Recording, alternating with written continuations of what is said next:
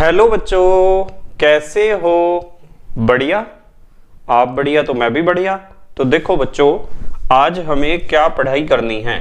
आज है हमारे पास क्लास 11th का यूनिट नंबर 8 का वीडियो नंबर 11। तो बेटे ये 8वीं यूनिट का 11वां वीडियो है और इससे पहले 10 वीडियो आपको प्लेलिस्ट में भी मिल जाएंगे, नीचे डिस्क्रिप्शन में भी मिल जाएंगे और कुछ समय बाद आई बटन में भी लिंक आ जाएगा, जहां आप यूनिट नंबर 8 को पूरा पढ़ सकते हो, समझ सकते हो और अपने सुंदर से नोट्स बना सकते हो, जो एग्जाम में आपकी बहुत ज्यादा हेल्प करेंगे। इसी के साथ साथ आपको नीचे डिस्क्रिप्शन में पीडीएफ नोट्स का लिंक भी मिल जाएगा और आप पीडीएफ नोट्स के लिए टेलीग्राम पर भी सर्च कर सकते हो KMD सहारनपुर। तो देखते हैं आज का हमारा टारगेट क्या है। आज बेटे हमें डिस्कस करना है आक्सीकरण संख्या विधि द्वारा समीकरण संतुलित करना। तो आक्सीकरण संख्या विधि समीकरण संतुलित करने की एक बहुत अच्छी विधि है और इससे पहले हमने पढ़ी थी आयन इलेक्ट्रॉन विधि। आयन इलेक्ट्रॉन विधि के बाद ये दूसरी विधि हमारे सिलेबस में है आक्सीकरण संख्या विधि। तो इस विधि से समीकरण कैसे संतुलित की जाती है, सबसे पहले हम इस विधि से समीकरण संतुलित करने के नियम सीखेंगे और नियमों को सीखने के बाद कुछ हम क्वेश्चन सॉल्व करेंगे। तो जल्दी से आप अपनी नोटबुक में हेडिंग लिख लो, आक्सीकरण संख्या विधि द्वारा समीकरण संतुलित करना। जल्दी से पोज करके लिख लो। लिख लिया बेटे? ठीक है। तो आपने हेडिंग लिखा है आक्सीकरण संख्या विधि द्वारा समीकरण संतुलित करना। तो आक्सीकरण संख्या विधि द्वारा समीकरण संतुलित करने के पहले हमें नियम पढ़ने हैं कि कौन कौन से नियम हैं आक्सीकरण संख्या विधि द्वारा समीकरण संतुलित करने के। सबसे पहला नियम नंबर 1 लिखो अपनी कॉपी में, मेरे साथ साथ लिख लेना। सबसे पहले तो आप प्रत्येक तत्व की आक्सीकरण संख्या लिखोगे, उसके ऊपर प्रत्येक तत्व की ऑक्सीकरण संख्या, प्रत्येक तत्व की ऑक्सीकरण संख्या कह दो चाहे, उसके ऊपर प्रत्येक तत्व की ऑक्सीकरण संख्या उसके ऊपर लिख लेते हैं। तो आपको जो समीकरण दे रखी होगी वो समीकरण जो असंतुलित समीकरण है जिसे आपको संतुलित करना है, उस समीकरण में प्रत्येक तत्व की ऑक्सीकरण संख्या आप उसके ऊपर लिख लोगे। ठीक है। नंबर 2, दूसरा काम क्या करना है? दूसरा काम आपको यह करना है कि जो ऑक्सीकरण और अपचयन वाली आधी आधी अभिक्रियाएं हैं, ऑक्सीकरण व अपचयन, अर्ध अभिक्रियाओं को, जो आधी आधी अभिक्रियाएं हैं, अर्ध अभिक्रियाओं को अलग अलग लिख लेंगे हम। अभिक्रियाओं को अलग अलग लिखते हैं। तो ऑक्सीकरण को हम अलग लिख लेंगे और अपचयन को हम अलग लिख लेंगे। भाई सबसे पहला काम हमने किया है कि प्रत्येक तत्व की ऑक्सीकरण संख्या उसके ऊपर लिख लेंगे। ठीक है। उसके बाद ऑक्सीकरण व अपचयन अर्ध अभिक्रियाओं को अलग अलग लिख लेंगे। ठीक है। नंबर 3, तीसरा काम, वे जो आपकी दोनों अभिक्रियाएं आई हैं उन दोनों अभिक्रियाओं पर नियम नंबर 3 लगेगा, जो मैंने यहां लिखा है नियम नंबर 3। क्या है? ऑक्सीकरण संख्या में प्रति अणु, ऑक्सीकरण संख्या में प्रति अणु परिवर्तन, ऑक्सीकरण संख्या में प्रति अणु परिवर्तन लिखते हैं। हमें देखना है या ज्ञात करते हैं, ऐसे भी लिख सकते हो आप, पर हम लिख ही लेंगे इसे। हमें देखना है कि हर एक आधी अभिक्रिया में एक अणु में ऑक्सीकरण संख्या में कितना परिवर्तन हुआ है। ठीक है। नंबर 4, चौथा नियम क्या है? ऑक्सीकारक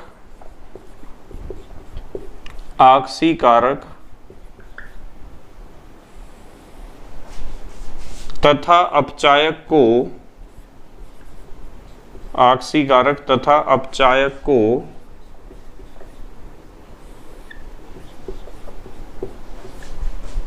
ऐसी संख्या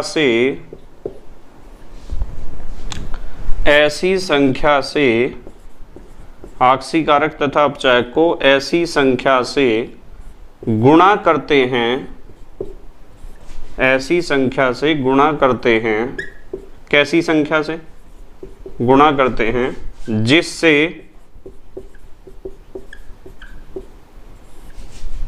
दोनों में, दोनों का मतलब दोनों अभिक्रियाओं में, चलो मैं लिख दूं, दोनों अर्ध अभिक्रियाओं में, दोनों अर्ध अभिक्रियाओं में परिवर्तन, जो ऑक्सीकरण संख्या में परिवर्तन है, परिवर्तन समान हो जाए, परिवर्तन समान हो जाए। तो दोनों अभिक्रियाओं में जो परिवर्तन हो रहा है ऑक्सीकरण संख्या का प्रति अणु परिवर्तन, उसे बराबर करने के लिए आपको क्या करना है, ऑक्सीकारक तथा अपचायक को कुछ संख्याओं से गुणा करना है। ठीक है, एग्जाम्पल में हम समझेंगे कि कैसे गुणा करना है। नंबर 5,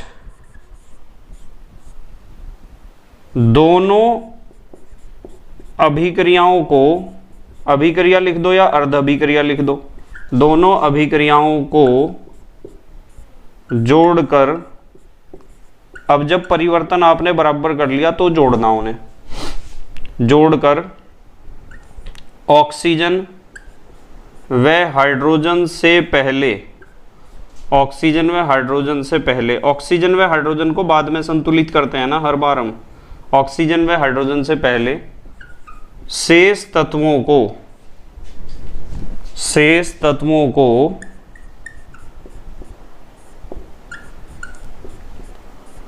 संतुलित करते हैं, शेष तत्वों को संतुलित करते हैं। और आपको इस बात का पता ही है कि ऑक्सीजन को आप H2O से संतुलित कर सकते हो, हाइड्रोजन को H पॉजिटिव से संतुलित कर सकते हो, ये बातें तो आपको पता ही हैं। तो कुल मिला के कितने नियम हुए? 5। इन पांचों नियम को एक बार देख लो आप। आपको जो अभिक्रिया दे रखी होगी उसमें प्रत्येक तत्व की ऑक्सीकरण संख्या उसके ऊपर लिख लेंगे हम, प्रत्येक तत्व की ऑक्सीकरण संख्या उस अभिक्रिया में। उसके बाद नंबर 2 पे क्या करेंगे, ऑक्सीकरण व अपचयन की अर्ध अभिक्रियाओं को अलग अलग लिख लेंगे। नंबर 3 पे क्या करेंगे, ऑक्सीकरण संख्या में प्रति अणु परिवर्तन लिख लेंगे कि एक अणु में कितना परिवर्तन हुआ है ऑक्सीकरण संख्या में। उसके बाद नंबर 4 पर ऑक्सीकारक तथा अपचायक को ऐसी संख्या से गुणा करनी है जिससे दोनों अर्ध अभिक्रियाओं में परिवर्तन समान हो जाए, वो ऑक्सीकरण संख्या में जो परिवर्तन हुआ है। नंबर 5, दोनों अभिक्रियाओं को जोड़कर ऑक्सीजन व हाइड्रोजन से पहले शेष तत्वों को संतुलित करना है। उसके बाद संतुलित करना है आपको ऑक्सीजन व हाइड्रोजन को। ठीक है, जल्दी से पॉज करके लिखो या स्क्रीनशॉट ले लो, फिर क्वेश्चन करते हैं इसके ऊपर आधारित। लिख लिया बेटे? ठीक है, तो हमें सबसे पहले क्या करना है, जो हमें असंतुलित अभिक्रिया दी होगी उसके ऊपर प्रत्येक तत्व की ऑक्सीकरण संख्या हम लिख लेंगे और फिर उसके बाद आधी आधी अभिक्रियाओं को अलग अलग लिख लेंगे। उसके बाद हम प्रति अणु ऑक्सीकरण संख्या में परिवर्तन ज्ञात करेंगे। उसके बाद हम ऑक्सीकारक तथा अपचायक को ऐसी संख्याओं से गुणा करेंगे कि वो परिवर्तन बराबर हो जाए दोनों अभिक्रियाओं में, और फिर दोनों अभिक्रियाओं को जोड़ देंगे और फिर ऑक्सीजन व हाइड्रोजन के अलावा बाकी तत्वों को संतुलित करेंगे। फिर ऑक्सीजन को H2O से संतुलित कर दो और हाइड्रोजन को H पॉजिटिव से संतुलित कर दो। ठीक है, देखते हैं, चलो कुछ क्वेश्चन सॉल्व करते हैं, यहां से प्रैक्टिस हो जाएगी आपको। हमें एक क्वेश्चन दे रखा है नंबर 1, पहला क्वेश्चन देखो। क्वेश्चन है I2 प्लस HNO3, यहां से लिखता हूं I2 plus HNO3, I2 plus HNO3 is equal to NO2 is equal to NO2 plus HiO3 HiO3। ये है, एक बार मैं देख लूं I2 plus HNO3 is equal to NO2 plus HiO3। इस असंतुलित अभिक्रिया को संतुलित करना है। देखो I कितने हैं 2, यहाँ तो I एक ही है। H कितने हैं 1, यहाँ भी 1 है। चलो N कितना है 1 है, यहाँ भी 1 है। ऑक्सीजन यहाँ 3 है, यहाँ है 2 और 3 5। तो 2 तत्व ऐसे हैं जो संतुलित नहीं है। इसका मतलब ये रासायनिक अभिक्रिया संतुलित नहीं है, इसे हमें संतुलित करना है। सबसे पहला नियम है हर एक तत्व की ऑक्सीकरण संख्या ऊपर लिख लो।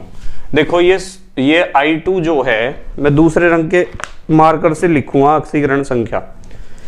इसकी ऑक्सीकरण संख्या स्वतंत्र या मुक्त अवस्था में है या आणविक अवस्था में तो 0। अब आपको पता है ऑक्सीजन की ऑक्सीकरण संख्या होती है -2, तो हाइड्रोजन की कितनी होती है +1। अब देखो 3 दूनी 6, माइनस के 6 और प्लस का 1, तो माइनस के 5 बचेंगे और माइनस के 5 को खत्म करने के लिए हो जाएगा प्लस का 5। यहाँ आ जाओ, -2 होती है ऑक्सीजन की। कितने ऑक्सीजन है 2, 2 दूनी 4, माइनस के 4 को खत्म करने के लिए नाइट्रोजन को +4 होना पड़ेगा।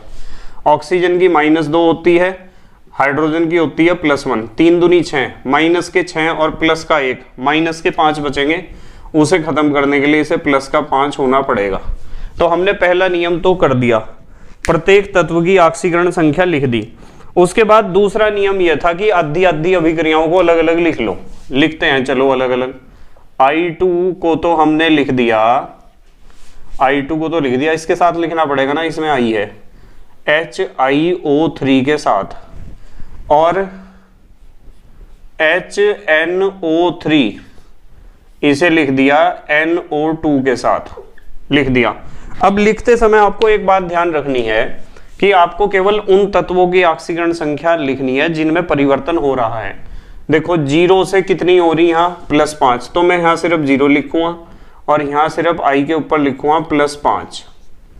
बाकी मैंने इसकी और इसकी लिखी नहीं, जिसमें परिवर्तन हो रहा उसे ही लिखा सिर्फ। यहाँ देखो HNO3 में नाइट्रोजन की +5 से +4 हो रही, तो नाइट्रोजन के ऊपर यहाँ लिख दिया मैंने +5, ये लिख दिया +5 और यहाँ लिख दिया +4। ठीक है। अब इन्होंने कहा था, देखो 2 नियम हमने पूरे कर लिए। तीसरे नियम में लिखा था कि ऑक्सीकरण संख्या में प्रति अणु परिवर्तन लिखो, तो हम इसके सामने लिख लेंगे कि इसमें कितना परिवर्तन हुआ है ऑक्सीकरण संख्या में, और इसके सामने लिख देंगे ऑक्सीकरण संख्या में कितना परिवर्तन हुआ है। देखो परिवर्तन 0 से 5, तो बच्चे सोचते हैं कि 5 का परिवर्तन हुआ है।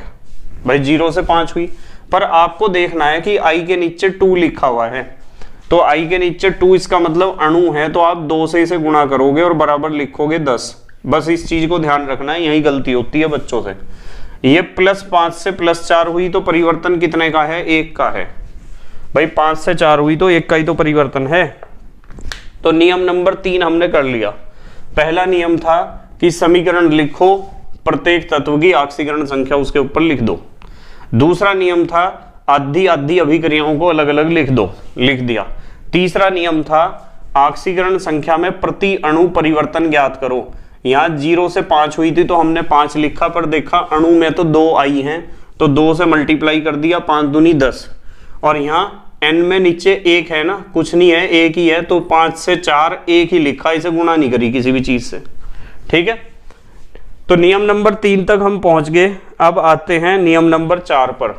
ये हैं ऑक्सीकारक या अपचायक होते हैं, इनमें किसी से गुणा नहीं करनी, बाद में हो जाएगा बैलेंस। ऑक्सीकारक अपचायक होते हैं। नियम नंबर 4 में लिखवाया है कि ऑक्सीकारक तथा अपचायक को किसी ऐसी संख्या से गुणा करते हैं जिससे ऑक्सीकरण संख्या में होने वाला परिवर्तन बराबर हो जाए। देखो वहां ऊपर तो परिवर्तन 10 का है, नीचे 1 का, तो नीचे वाले इसे HNO3 को सिर्फ इधर गुणा करनी है आपको, बाद में इधर बैलेंस हो जाएगा जब फाइनल बैलेंस करेंगे। तो इसे हम 10 से गुणा कर देंगे। लो 10 से गुणा करेंगे। इसे कितने से गुणा करी हमने, 10 से। ठीक है, देखो 10 से गुणा करोगे तो 1 गुणा 10 बराबर 10 नहीं हो जाएगा, ये हो जाएगा ना 10, तो इसलिए सिर्फ इधर गुणा करनी है। अब आपको दोनों अभिक्रियाओं को जोड़ लेना है। अब जोड़ते हैं इन दोनों को। चलो जब इन दोनों को जोड़ेंगे तो I2 था पहले, तो मैं लिखूंगा I2 plus 10 HNO3 is equal to का निशान थोड़ा दूर लगाओ क्योंकि यहां कुछ जोड़ना पड़ सकता है, इज इक्वल टू ये क्या है HiO3 प्लस NO2। अब देखते हैं ऑक्सीजन व हाइड्रोजन को छोड़कर आयोडीन है। यहां कितने आयोडीन हैं? 2 आई हैं और यहां एक ही है, तो यहां मैं 2 लिख दूं, ये हो गए 2 आई। अब आप देख लो नाइट्रोजन को, 10 नाइट्रोजन है और वहां एक ही नाइट्रोजन है, तो यहां 10 लिख दो, ये भी हो गए 10 नाइट्रोजन। अब किसे देखूं? अब देखना चाहिए ऑक्सीजन को। देखो 10 तिया 30 ऑक्सीजन है और यहां कितने हैं? 2 तिया 6 तो ये रे और 10 दूनी 20 ये रे, 20 और 6 26 ऑक्सीजन है और यहाँ कितने ऑक्सीजन हैं? यहाँ 30 हैं। तो कितने फालतू हैं? इधर 4 फालतू हैं, उधर 26 थे, इधर 30 हैं, तो 4 ही तो फालतू हैं। 4 फालतू हैं तो 4 जल के अणु जोड़ दो आप, 4H2O। देखते हैं क्या फर्क पड़ा। अब देखो ऑक्सीजन 10 तिया 30, इधर 2 तिया 6 तो ये हो गए और 4 ये हो गए, 6 और 4 10 और 10 दूनी 20 ही हो गए। अब कौन बचा? हाइड्रोजन। हाइड्रोजन कितने हैं? 10 हाइड्रोजन हैं। देखो 2 तो हाइड्रोजन ये रे और 4 दूनी 8 हाइड्रोजन ये रे, हो गया बैलेंस। तो ये हमारा संतुलित अभिक्रिया है पूरा। इस तीर के निशान को बीच में ही लगा लो, जरूरत ही नहीं पड़ी इधर किसी को जोड़ने की, यहाँ लगा लो, ठीक है। तो ये हमारा संतुलित रासायनिक समीकरण है। आपको सिर्फ इतना ध्यान रखना है, सबसे पहले अभिक्रिया की समीकरण जो दी गई है उसमें प्रत्येक तत्व की ऑक्सीकरण संख्या ऊपर लिख लो, ऑक्सीकरण अपचयन को अलग अलग लिख लो, ऑक्सीकरण अपचयन में प्रति अणु परिवर्तन लिख लो कितना है, और फिर इन्हें ऑक्सीकारक और अपचायकों को ऐसी संख्या से गुणा कर दो कि परिवर्तन ये बराबर हो जाए। फिर इन्हें जोड़ लो। जोड़ने के बाद जो आपका जोड़ आएगा उसमें ऑक्सीजन तथा हाइड्रोजन को छोड़ के बाकी तत्वों को पहले संतुलित करना है, और करने के बाद फिर ऑक्सीजन को संतुलित करना है, फिर हाइड्रोजन को संतुलित करना है, ठीक है। जल्दी से पोज करके लिखो, अगला क्वेश्चन बताता हूं फिर मैं आपको।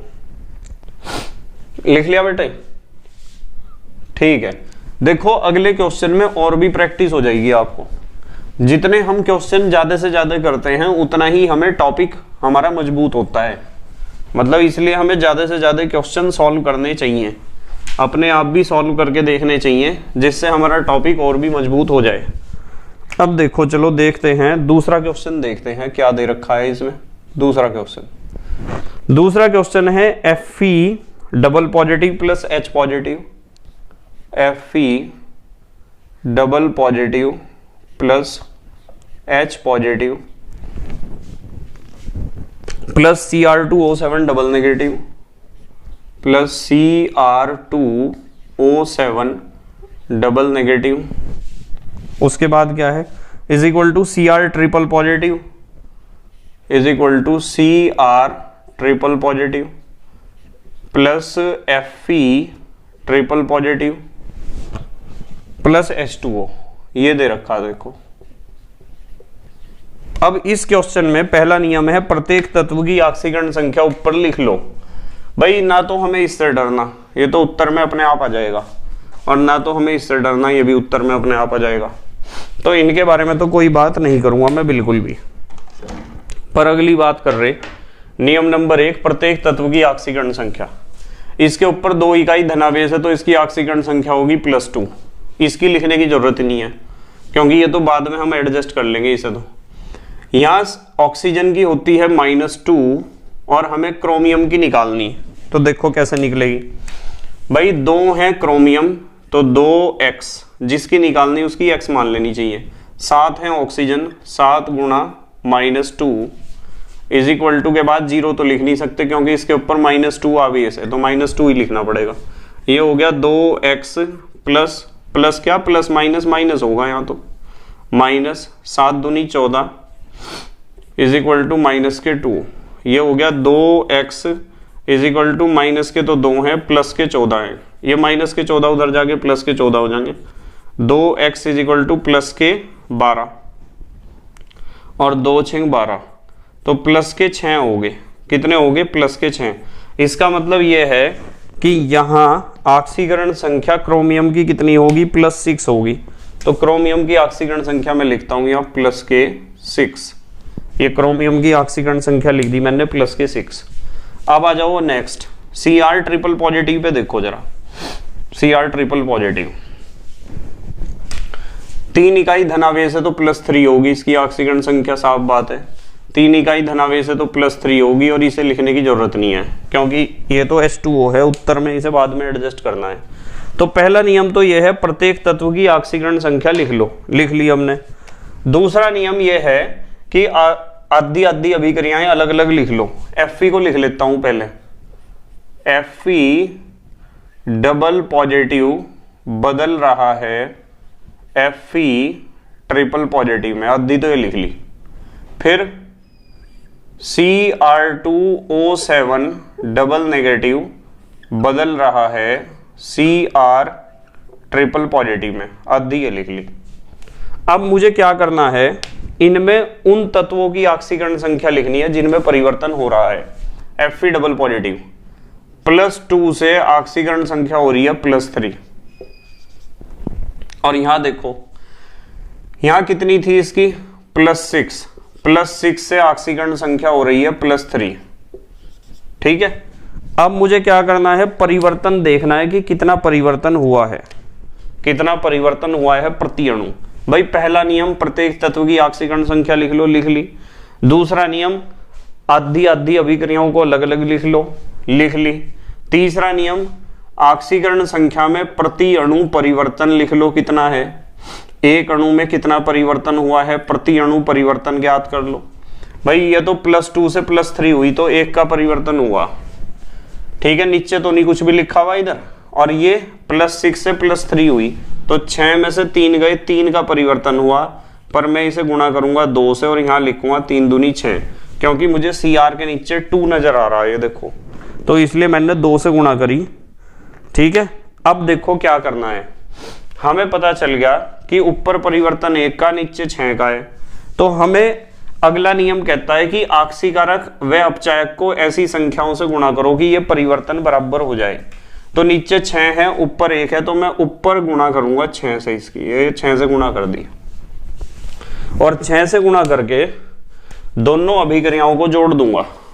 अब मैं दोनों अभिक्रियाओं को जोड़ रहा, क्या हुआ बताओ, 6 तो बने Fe डबल पॉजिटिव और एक बना Cr2O7 डबल नेगेटिव। थोड़ी सी जगह छोड़ दो, कुछ जोड़ना पड़ सकता है, is equal to Fe triple positive plus Cr triple positive. अब देखते हैं, जोड़ लिया। अब हमें ऑक्सीजन व हाइड्रोजन को छोड़ के बाकी तत्वों को करो बैलेंस। 6 तो Fe हैं, यहाँ तो एक ही Fe है तो यहाँ 6 लिख दो आप, 6 Fe हो गए। क्रोमियम 2 है, यहाँ तो एक ही है, यहाँ 2 लिख दो आप, हो गए क्रोमियम 2। अब इसके बाद क्या करूं भाई, इसके बाद ऑक्सीजन पे फोकस करो। कितने ऑक्सीजन है, ये 7, वहां एक भी नहीं है और H2O था उसमें, तो 7 जल के अणु ही तो जुड़ेंगे। ऑक्सीजन को बैलेंस करने के लिए H2O जोड़ सकते हो आप, क्षारीय माध्यम में OH जोड़ सकते हो। 7 ऑक्सीजन आगे और यहाँ भी 7 ऑक्सीजन है, बैलेंस हो गया। अब क्या बचा हमारे पे, सारी चीज तो बैलेंस होगी। क्या बचा हमारे पे, हाइड्रोजन। देखो इधर तो हाइड्रोजन है नहीं और इधर 7 दूनी 14 हाइड्रोजन है, तो मैं जोड़ूंगा 14H पॉजिटिव। तो 14H पॉजिटिव हमने जोड़ दिए, तो हमारा उत्तर आया 6Fe double positive plus Cr2O7 double negative plus 14H positive is equal to 6Fe triple positive plus 2Cr triple positive plus 7H2O। हर एक तत्व बराबर हो गया दोनों तरफ, 6Fe 6Fe, 2 chromium 2 chromium, 7 oxygen 7 oxygen, उसके बाद 14 हाइड्रोजन, 7 दूनी 14 हाइड्रोजन। ठीक है ना, सही है बात। तो इस तरीके से हमें इसे करके चलना है क्वेश्चन को। क्लियर होगी बात। चलो अगला क्वेश्चन देखते हैं, इसे लिख लो आप पहले पॉज करके, जल्दी से लिख लिया बेटे। ठीक है, या तो आप पॉज करके लिख लिया करो या फिर स्क्रीनशॉट ले लिया करो, जैसा आपको सही लगता है। बाद में लिखना हो तो स्क्रीनशॉट ले लिया करो, या फिर आपको पता ही है कि टेलीग्राम पे जो हमारा चैनल है KMD सहारनपुर, उस पे तो सारे PDF नोट्स आपको मिल ही जाएंगे, वहां से देखना चाहो तो वहां से देख सकते हो। पर मेरा कहना तो यह है कि आपको साथ के साथ अपने नोट्स बनाने चाहिए, समझते रहो, नोट्स बनाते रहो, ठीक है। चलो तीसरा क्वेश्चन देखते हैं क्या है। तीसरा क्वेश्चन, क्वेश्चन नंबर 3। तीसरा क्वेश्चन है I2 plus NO3 negative, I2 plus NO3 negative is equal to NO2 plus IO3 negative, NO2 plus IO3 negative, ये है, इसे हमें संतुलित करना है। तो सबसे पहला काम तो ये है कि प्रत्येक तत्व की ऑक्सीकरण संख्या ऊपर लिख लो। एक बार मैं चेक कर लूं, I2 plus NO3 negative is equal to NO2 plus IO3 negative, ठीक है। इसकी ऑक्सीकरण संख्या 0 है, ऑक्सीजन की होती है -2, तो नाइट्रोजन की कितनी होगी बताओ।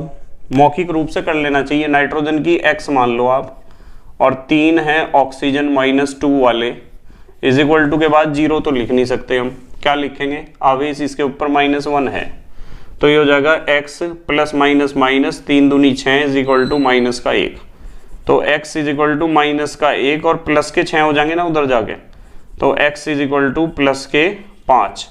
तो इसका मतलब यहाँ ऑक्सीकरण संख्या कितनी आई है, नाइट्रोजन की ऑक्सीकरण संख्या इसमें आई है प्लस की 5, तो यहाँ लिख देता हूं मैं प्लस की 5 आ गई ऑक्सीकरण संख्या।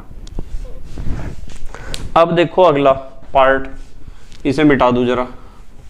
देखो ऑक्सीजन की होती है -2, ऑक्सीजन की होती है -2, इस पेन की इंक भी खत्म होगी, तो 2 दूनी 4, माइनस के 4 को खत्म करने के लिए हो जाएगा प्लस का 4। और यहां देखो ऑक्सीजन की होती है -2, बिल्कुल वही केस है, देखो जैसे NO3 नेगेटिव था इसी तरह IO3 नेगेटिव है, तो ये तो प्लस की 5 आ जाएगी ना, यहाँ कितनी आ जाएगी, प्लस की 5। तो पहला काम तो हमने कर लिया, समीकरण के ऊपर प्रत्येक तत्व की ऑक्सीकरण संख्या लिख ली। अब हमें क्या करना है, आधी आधी अभिक्रियाओं को अलग अलग लिखना है। क्या करना है, आधी आधी अभिक्रिया। एक काम कर लो, I2 के साथ तो हम लिख लेंगे IO3 नेगेटिव को, और NO3 नेगेटिव के साथ हम लिख लेंगे NO2 को, और केवल उन तत्वों की ऑक्सीकरण संख्या लिख लेंगे जिनमें परिवर्तन हुआ है। किन में हुआ है परिवर्तन बताओ। यहां तो 0 से लेके कितनी हुई थी, 0 से कितनी हुई थी, यहां +5 थी, और यहां +5 तो इसकी थी नाइट्रोजन की, और नाइट्रोजन की यहां कितनी थी, +4। अब हमें क्या करना है, तीसरा नियम कहता है कि ऑक्सीकरण संख्या में प्रति अणु परिवर्तन लिख लो। तो यहां हमें परिवर्तन लिखना है कितने का हुआ है, 1 अणु में, और यहां परिवर्तन लिखना है कितने का हुआ है।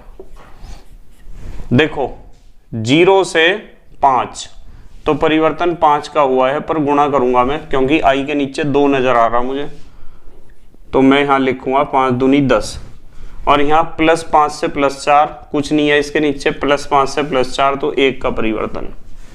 तो हमने प्रति अणु परिवर्तन निकाल लिया। अब हम ऑक्सीकारक और अपचायक को ऐसी संख्याओं से गुणा करेंगे कि परिवर्तन बराबर हो जाए। गुणा सिर्फ इधर करनी है, बाकी वो वाला हिस्सा बाद में बैलेंस हो जाएगा।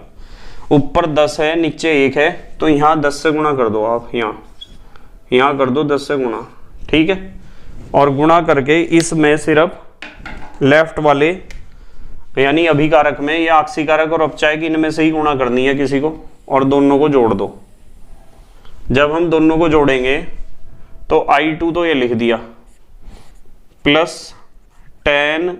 NO3 negative is equal to, थोड़ी जगह छोड़ रहा मैं, शायद कुछ जोड़ना पड़ जाए यहाँ, IO3 नेगेटिव प्लस NO2। अब ऑक्सीजन तथा हाइड्रोजन को छोड़ के बाकी तत्वों को संतुलित करो। 2 I हैं, यहाँ तो 1 ही है, तो यहाँ 2 लिख दो आप, हो गए 2 I। 10 नाइट्रोजन है, यहाँ तो 1 ही नाइट्रोजन है, लिख दो 10, ठीक है। अब आपको क्या करना है, ऑक्सीजन 10 तिया 30 ऑक्सीजन है, और यहाँ कितने हैं, 10 दूनी 20 और 2 तिया 6, 20 और 6 26, यहाँ 26 है, यहाँ 30 है, तो इसका मतलब यहाँ 4 फालतू हैं, और 4 फालतू हैं तो इसका मतलब 4 आप जल के अणु जोड़ दो, 4 H2O, 4 जल के अणु जोड़ दो, और 4 जल के अणु जोड़ते ही यहाँ हो जाएंगे 4 ऑक्सीजन तो ये रे, 20 ये रे, और 6 ये रे, हो गए 30, और ये भी 10 दिया, 30 ऑक्सीजन थे, पर हाइड्रोजन तो बढ़ गए ना, वहाँ 4 दूनी 8 हाइड्रोजन हो गए, और यहाँ एक भी हाइड्रोजन नहीं है, तो यहाँ क्या लिखोगे आप 8H पॉजिटिव, 8 हाइड्रोजन यहाँ भी आपने एडजस्ट कर दिए। ठीक है, तो हमारा उत्तर आया है I2 + 10NO3 negative plus 8H positive is equal to 2IO3 negative plus 10NO2 plus 4H2O। अब आप हर एक चीज को चेक कर सकते हो, सब बैलेंस है, 2 आयोडीन 2 आयोडीन, 10 नाइट्रोजन 10 नाइट्रोजन, 10 तिया 30 ऑक्सीजन, 2 तिया 6 तो ये रही, और 4 ये रही, 10 तो ये होंगे, 10 दूनी 20 ये होंगे। हाइड्रोजन 8 हैं, यहाँ भी 4 दूनी 8 हाइड्रोजन है, तो सारी चीज बैलेंस है। जल्दी से पोज करके लिखो, अगला क्वेश्चन कराता हूं फिर मैं। लिख लिया बेटे? ठीक है, चलो अगला क्वेश्चन देखते हैं। मतलब कुल मिला के बात यह है कि आपको करना क्या है, समीकरण में प्रत्येक तत्व की ऑक्सीकरण संख्या लिखनी है, फिर ऑक्सीकरण और अपचयन अर्ध अभिक्रियाओं को अलग अलग लिखना है, और फिर देखना है कि उन अर्ध अभिक्रियाओं में प्रति अणु ऑक्सीकरण संख्या में प्रति अणु कितना परिवर्तन हुआ है, और उस परिवर्तन को बराबर करने के लिए आपको क्या करना है, ऑक्सीकारक और अपचायक में ही गुणा करनी है, जिससे परिवर्तन बराबर हो जाए, और दोनों अर्ध अभिक्रियाओं को जोड़ लो, और जोड़ने के बाद जो आपका नीचे जोड़ आएगा, योग आएगा, रिजल्ट आएगा, उसमें पहले ऑक्सीजन और हाइड्रोजन को छोड़ के बाकी तत्वों को संतुलित कर लो, फिर ऑक्सीजन को संतुलित करो, फिर हाइड्रोजन को संतुलित करो। ठीक है, यदि क्षारीय माध्यम में कोई सवाल आता है तो ऑक्सीजन को आप OH नेगेटिव से संतुलित कर सकते हो, इसमें कोई दिक्कत नहीं है। ठीक है, चलो अगला क्वेश्चन देखते हैं, नंबर 4, चौथा क्वेश्चन। MnO2 लिखा हुआ है, MnO2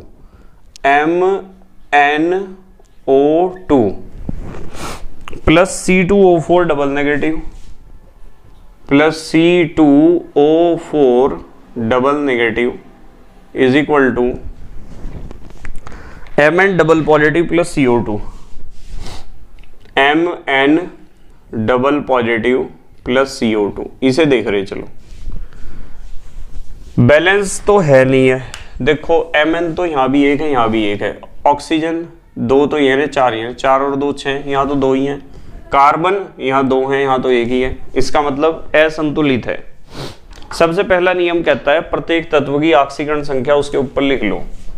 लिखो भाई, ऑक्सीजन की होती है -2, पर ये 2 ऑक्सीजन है, 2 दूनी 4, माइनस के 4 को खत्म करने के लिए हो जाएगा प्लस के 4।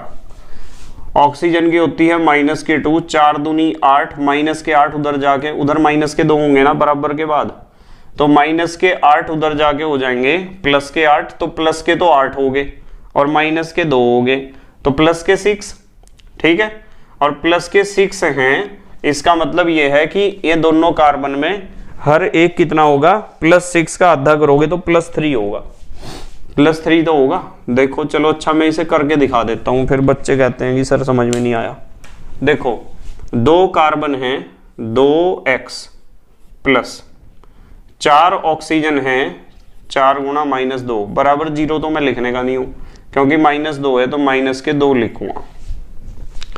2x प्लस माइनस माइनस और 4 दूनी 8 इज इक्वल टू -2, ये हो जाएगा 2x इज इक्वल टू -2, और माइनस के 8 उधर जाके क्या हो जाएंगे, प्लस के 8 हो जाएंगे, तो 2x is equal two plus के 6 हो गए, और 2 तिया 6, तो x की वैल्यू कितनी आई, प्लस के 3 नहीं आई क्या, इसीलिए तो हमने कार्बन की ऑक्सीकरण संख्या यहाँ कितनी लिखी है, प्लस के 3 लिखी है।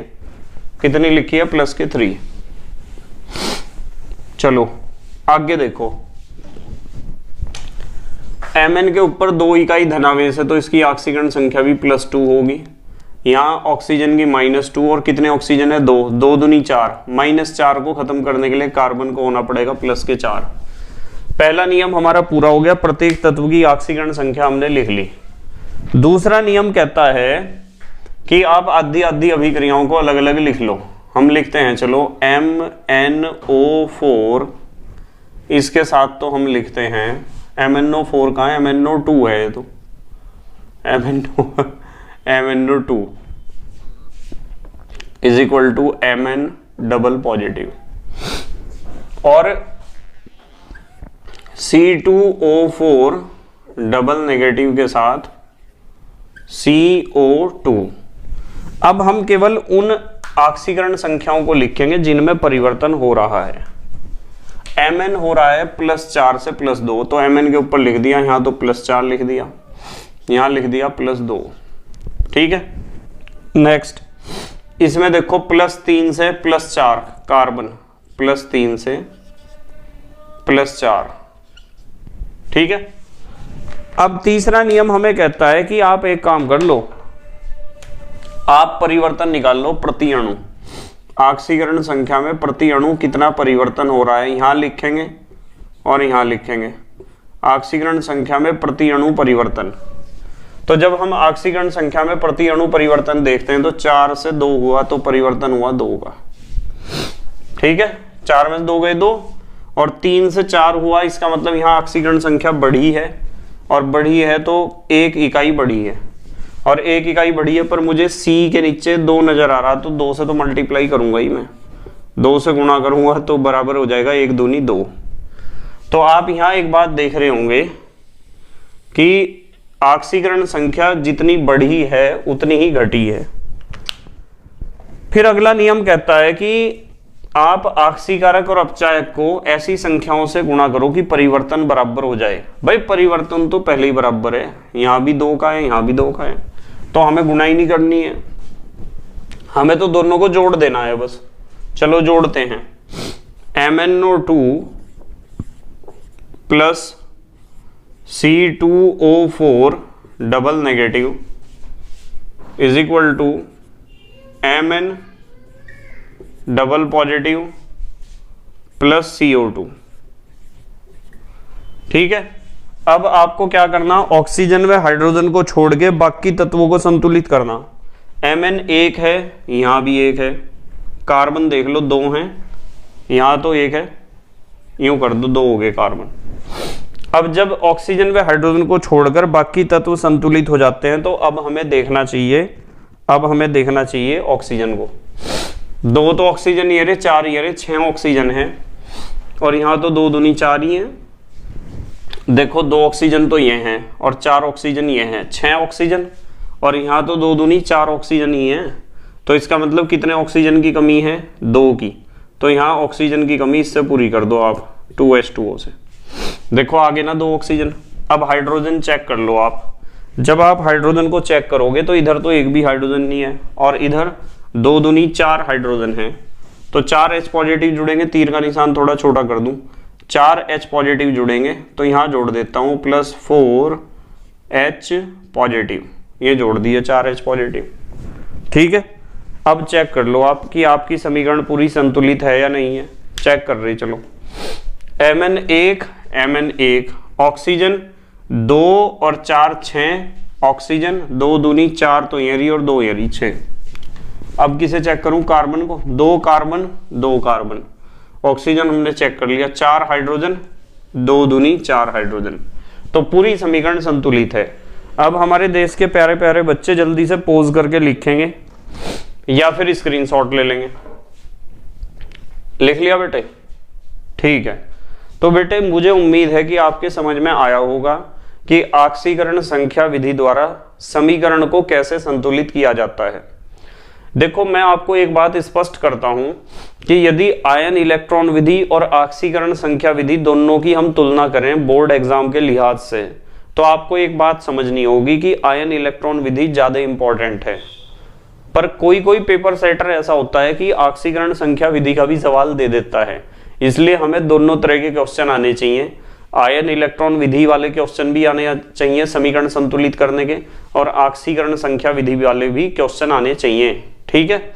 बस इसकी प्रैक्टिस थोड़ी कम ही रखनी है, पर आयन इलेक्ट्रॉन विधि की प्रैक्टिस ज्यादा करनी है, आपको ध्यान रखना, ठीक है। वैसे एनसीईआरटी के तो सारे क्वेश्चन हम सॉल्व करेंगे ही जितने भी होंगे, पर आपको इन दोनों टॉपिक्स को मजबूत करके जाना है। मेहनत और ईमानदारी से पढ़ाई करनी है और अपने हैंड रिटन नोट्स बनाने हैं। ठीक है, तो thank you very much for watching this video. Okay, bye.